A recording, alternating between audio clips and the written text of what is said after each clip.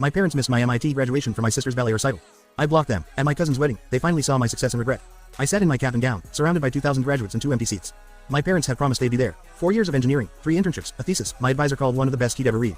This was supposed to be the biggest day of my life. Then my mom texted 40 minutes before the ceremony. Sweetheart, your sister Gianna got moved to the lead in her recital tonight.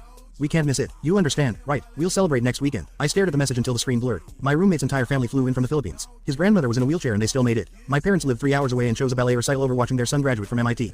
I walked across that stage alone, shook the dean's hand, and when they read my name with honors, the only people cheering were my roommate's family because they'd basically adopted me for the day. That night, I blocked both my parents' numbers. I blocked Gianna, too. Not because I blamed her. She was 15 and didn't choose this, but every time I saw her name, I thought about those 2 empty seats and something in my chest would tighten. My mom emailed the next day. Why aren't you answering? Gianna cried when she found out you blocked her. My dad's email was worse. You're being selfish. Your sister needed us. You're a grown adult. Act like one. I didn't respond to either of them. I moved to San Francisco for my job at a robotics startup and built a life without them. 2 years of complete silence. Holidays alone. Birthdays alone. Every achievement celebrated with friends who actually showed up. My aunt kept me updated occasionally. Your parents miss you. Gianna asks about music you every week. Your mom cries about it. I felt guilty sometimes. Most times I didn't. Then my cousin Ramona announced her wedding. She called begging me to come. Your parents will be there, but I seated you on opposite sides.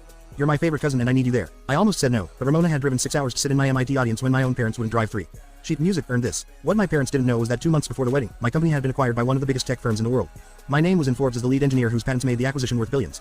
I'd also closed on a house and paid for my first car in full cash. I wasn't showing off. I was simply doing well because I'd spent 2 years pouring everything into work instead of grieving parents who didn't deserve my tears. At the reception, I was talking to Ramona's friends when I felt someone staring.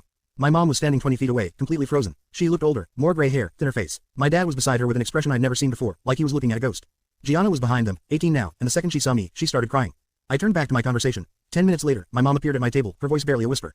Can we please talk? I'm at a wedding, I said without looking up. This isn't the time. My dad came over. Son, we made a terrible mistake. We know that now. You made music a choice. I corrected him calmly. There's a difference. Gianna pushed past both of them. I didn't ask them to skip your graduation. I found out after and screamed at them for hours. They told me you wouldn't care because you'd have other graduations. Other graduations. I laughed, but nothing was funny. You graduate from MIT once. My mom reached for my hand, her fingers trembling. We saw the Forbes article. We had no idea you were doing so well. We're so incredibly proud of you. I pulled my hand away. You're proud because Forbes told you to be.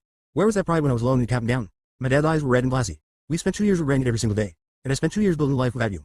That wasn't easy either. Gianna was sobbing now, barely able to stand. I quit ballet after you blocked us. I couldn't dance knowing what it cost our family. That one hit me like a truck. My little sister gave up something she loved because of guilt that was never hers to carry.